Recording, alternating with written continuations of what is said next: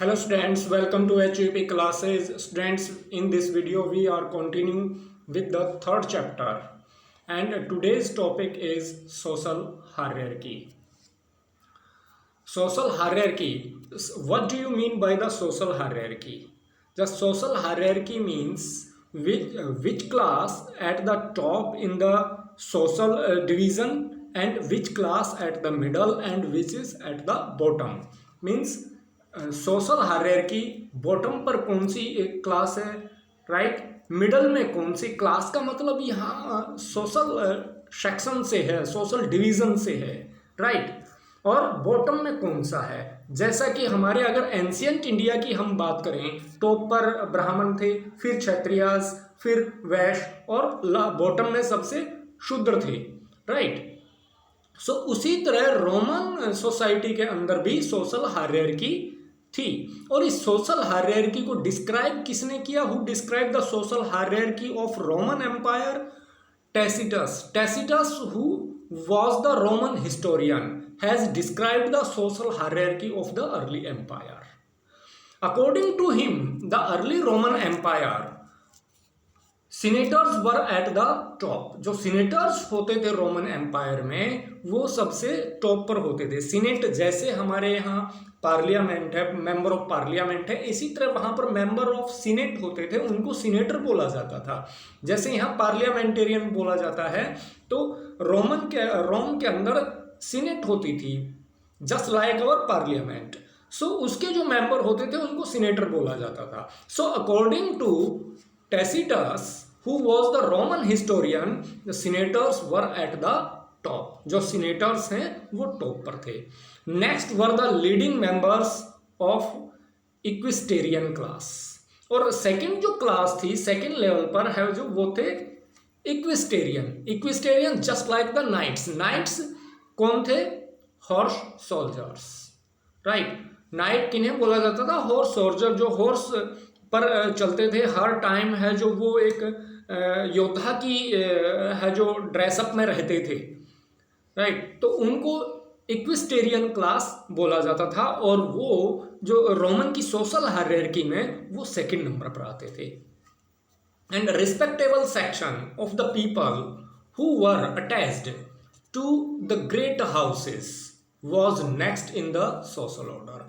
और अब equestrian class के बाद एक रिस्पेक्टेबल सेक्शन आता है जिसको हम मिडिल क्लास भी बोलते हैं।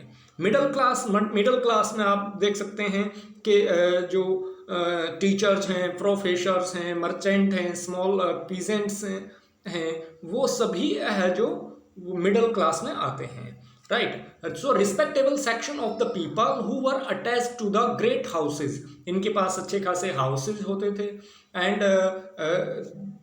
they are placed at third in the social hierarchy of Roman Empire.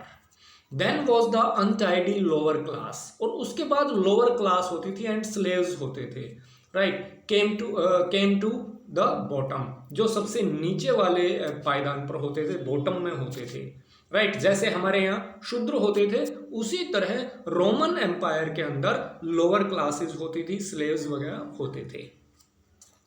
In the 4th century, by the time of Constantine I, the senators and equites had merged into an expanded aristocracy।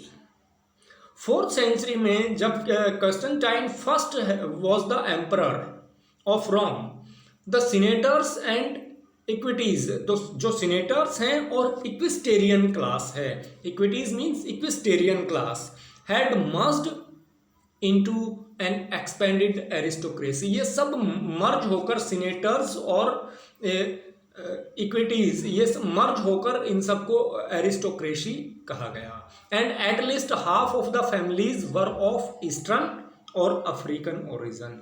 इनमें आधे से ज़्यादा जो families हैं वो eastern या फिर African origin की होती थी, राइट। और इटली वगैरह से है जो ये ज़्यादा होते थे।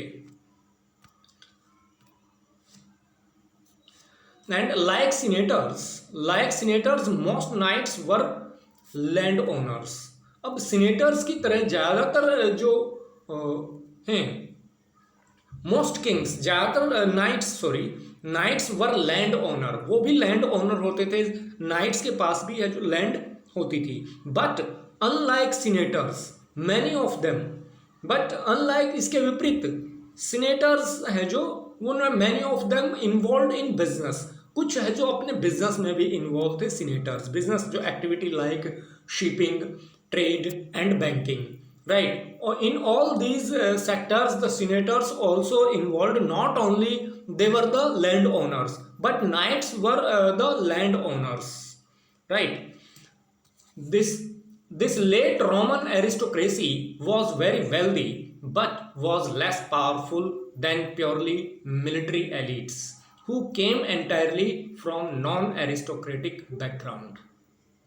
दिस लेट रोमन एरिस्टोक्रेसी, ये जो लेट रोमन एम्पायर में एरिस्टोक्रेसी एमर्ज हुई, इट वॉज वेरी वेल्दी, ये बहुत ही धनवान थी, बहुत वेल्दी थी, बट वॉज लेस पावरफुल, लेकिन कुछ कम पावरफुल थी देन प्योरली मिलिट्री एलिट्स के कंपेरिजन में, who came entirely from non aristocratic background, जो पूरे तरीके से नॉन एरिस्टोक्रेटिक बैकग्राउंड से आते थे, वो किसी एरिस्टोक्रेटिक बैकग्राउंड से नहीं होते थे, मीन्स रिच फैमिली या बहुत ज़्यादा पावरफुल फैमिली से नहीं होते थे, लेकिन फिर भी वो मिलिट्री एलिट्स होते थे, इसकी वजह से उनकी जो पावर है वो है जो एरिस्टोक्रेसी से ज़्यादा होती थी।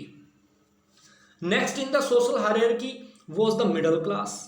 अब इस सोशल हायरार्की में जो नेक्स्ट आते हैं वो आते हैं middle class, and it consisted of persons working in bureaucracy, जो ब्यूरोक्रेट थे, नौकरशाही थे, जो सरकारी गवर्नमेंट सर्विसेज में जो लोग थे वो इसमें इसका पार्ट थे, एंड आर्मी, प्रॉस्पर्स मर्चेंट भी है जो इसमें मिडिल क्लास में ही आते थे, and farmers, those were also the part of the middle class, right? So middle class में कौन कौन आता था? Bureaucrat, army, prosper merchants and farmers, right? Bureaucrat, army, prospers merchants and farmers, those were the part of the middle class. According to the Olympiodors, Olympiodorus कौन था? Olympiodorus, the another historian, right? A historian of the early 5th century. The aristocracy based in the city of Rome, जो रोम के अंदर aristocracy थी, received incomes up to 4000 pounds of gold, वो gold का 4000 pounds के आसपास उनकी इनकम होती थी फ्रॉम देयर एस्टेट्स, उनके जो एस्टेट्स होते थे, जो फील्ड, जो मैनर्स होती थी, उनसे उनको 4000 पाउंड्स ऑफ गोल्ड के बराबर है जो उनको एनुअल इनकम होती थी।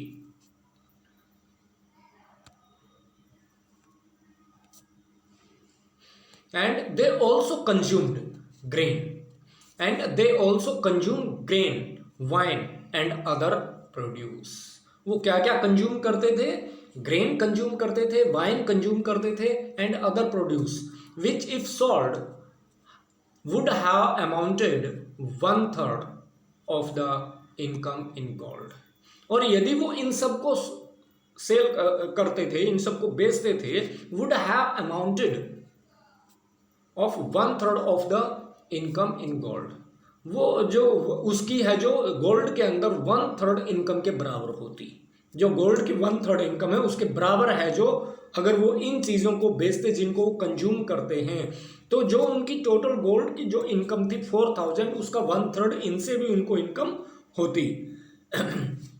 The income of the household at Rome of the second class was 1000 or 1500 pounds of gold। जो the income of the household, जो हाउस होल्ड थे रोमन एम्पायर के अंदर, सेकंड क्लास के जो household थे, middle class के जो हाउस होल्ड थे, उनकी है जो इनकम होती थी अप्रोक्सीमेट 1000 या फिर 1500 पाउंड्स ऑफ गोल्ड के आसपास उनकी इनकम होती थी। Below the middle class were the vast class collectively known as humilior and literally means lower। अब मिडिल क्लास से नीचे सामूहिक तौर पर एक विशाल जनसमूह था, एक बहुत बड़ा सेक्शन था सोसाइटी का, जिसको ह्यूमिलियोर बोला जाता था। लिटरेरली इट मीन्स लोअर। ह्यूमिलियोर का मतलब होता है, क्या होता है? ह्यूमिलियोर का मतलब होता है lower, right. They consisted of rural labourers, workers in industrial and mining established. इसमें कौन कौन शामिल थे? रूरल लेबरर, जो ग्रामीण इलाकों में लेबर का वर्क करते थे, workers in industrial and mining establishment, जो इंडस्ट्रीज और माइनिंग में वर्कर के तौर पर वर्क करते थे, migrant worker who work for the migrant worker, जो दूसरे सिटीज या दूसरे कंट्रीज से आकर जो वर्कर वर्क करते थे, they worked for grain and olive harvest, वो ग्रेन और ओलिव हार्वेस्ट काटने का काम करते थे। जैसे हमारे यहाँ बिहार से बहुत सारी लेबर आती है और वो राइस और वीट को काटने का काम करते हैं, उसमें हार्वेस्टिंग का काम करते हैं। एंड बिल्डिंग इंडस्ट्री, और इंडस्ट्री जो बिल्ड होती है उसमें काम करते हैं। Self employed artisans who were in better condition, right. और जो सेल्फ आर्टिजन्स हैं वो कुछ बेटर कंडीशन में थे देन द वेज वर्कर्स, जो डेली वेजेस वर्कर हैं उनके कंपैरिजन में। A large number of casual labours employed in big cities, और बड़े बड़े शहरों के अंदर कैजुअल लेबर भी वर्क करती थी। एंड फाइनली द स्लेव्स, और लास्ट में जो आते हैं वो आते हैं slave, right. And next is the social division. Social division already we have studies. It senators, equitarian classes, respectable section, lower class and slaves. Already we have studied about this. जो senators हैं वो top पर होते थे, right. And equestrian class है जो second class होती है, जिनको हम नाइट भी बोलते हैं। और रिस्पेक्टेबल सेक्शन है जो ये मिडिल क्लास होती है, जिसके बारे में हमने अभी स्टडी किया। और लोअर क्लास जो ह्यूमिलियोर होते हैं और जो स्लेव्स होते थे उनको है जो लोअर क्लास में इंक्लूड किया जाता है। सीनेटर्स मोस्ट पावरफुल, ये जो सेक्शन है सोसाइटी का, it was most powerful in Roman empire, right, because they are the member of the senate, right, and the senate had the power of decision making, so definitely they were the influential section of the Roman Empire. They were land owners, definitely जो senators थे वो सब के सब land owners थे। Maximum जो land है वो सीनेटर्स के हाथों में सिमटी हुई थी। There were 1000 senators during the beginning of 3rd century. 3rd century की शुरुआत में, स्टार्टिंग में approximate 1000 senators were there in Roman empire and most of them came from Italy, और उनमें ज़्यादातर हैं जो वो इटली से थे। Knights middle class, already we have studied equestrian class, right, so ये middle class होती थी। second most powerful group होता था in the social hierarchy of Roman Empire, and they also the land owners, वो भी land owners होते थे, उनको भी उनकी सर्विसेज के बदले है जो लैंड दी जाती थी। During the late Roman Empire both senators and knights merged and became unified aristocracy. और during the late Roman Empire, right, late Roman empire के टाइम पर सीनेटर्स और नाइट्स ये दोनों मर्ज हो गए आपस में, और इनको यूनिफाइड तरीके से इनको एरिस्टोक्रेसी कहा जाने लगा। क्या कहा जाने लगा? इनको एरिस्टोक्रेसी कहा जाने लगा। जब सीनेटर्स और नाइट्स मर्ज हो गए तो उसको एरिस्टोक्रेसी का नाम दिया गया उस, राइट। दे इनॉर्मसली वेल्दी, ये बहुत ज़्यादा है जो धनवान होते थे, इनके पास बहुत ज़्यादा वेल्थ होती थी। But in many ways less powerful than military elites, लेकिन ये कई तरीके से है जो मिलिट्री एलिट्स हैं उनसे कम पावरफुल होते थे, क्योंकि मिलिट्री एलिट्स को है जो डिसीजन मेकिंग की पावर है जो वो ज़्यादा थी, और वो हर टाइम है जो मिलिट्री एलिट्स होते थे वो लड़ने के लिए एग्रेसिव रहते थे हर टाइम। तो इस वजह से भी है जो मिडिल क्लास है या एरिस्टोक्रेसी है वो है जो इनसे बचती थी, right. Middle class, person in imperial services, person already we have studied the middle class. It consisted the bureaucracy, army, merchants, farmers, right? All these were part of the middle class. And prosper merchants already we have studied, peasants, they were part of the great senatorial houses. वो senatorial houses house का part भी होते थे, right? And government services and dependence on the state that sustained these families, right? And government services and dependence on the state, जो government services होती थी state पर depend होते थे, वो जिन पर है जो स्टेट डिपेंड होता था, कह सकते हैं depends on the state and sustain these families, वो सारी जो गवर्नमेंट सर्विसेज हैं जो ज़्यादातर है जो वो इन्हीं फैमिलीज से आती थी. Humilior, rural labor force and many were permanently employed in estates. भाई जो लोअर तबका है, अब ह्यूमिलियोर का मतलब क्या होता है? What do you mean by the humilior? Humiliores का मतलब है lower, right? So lower section में कौन कौन आते थे? रूरल लेबरर फोर्स, जो लेबर फोर्स रूरल एरियाज के अंदर वर्क करती थी. And many were permanently employed in states, और ज़्यादातर को है जो स्टेट्स के अंदर, मैनर्स के अंदर या खेतों के अंदर है जो परमानेंटली है जो एम्प्लॉयड किया जाता था. Workers in industry and mines, workers who worked in the industries and at the mining sites, those were also the part of this section of society. Migrant workers, already we have studied the migrant workers, worker who migrate from another cities or another empires, right? Those who are worked in the harvesting of the grains and olives, right? And casual labor were there and self-employed artisans also were there. So all these, those were the part of the humiliors, means part of the lower section. Slaves, already we have studied, right? Slaves also the part of the humilior section, and slaves is the lowest class of Roman empire. Roman empire के अंदर सबसे ज़्यादा जो lower class होती थी वो slaves की होती थी. Olympiodorus, 5th century historian, aristocracy got much income. According to Olympiodorus, जो कि एक हिस्टोरियन हुए हैं 5th century में रोमन एम्पायर के अंदर, वो उनके अनुसार एरिस्टोक्रेसी गॉट मच इनकम. इन स्लेव्स के जरिए ही एरिस्टोक्रेसी बहुत ज़्यादा इनकम है जो अर्न करती थी. Late Roman bureaucracy got much gold in the form of slavery.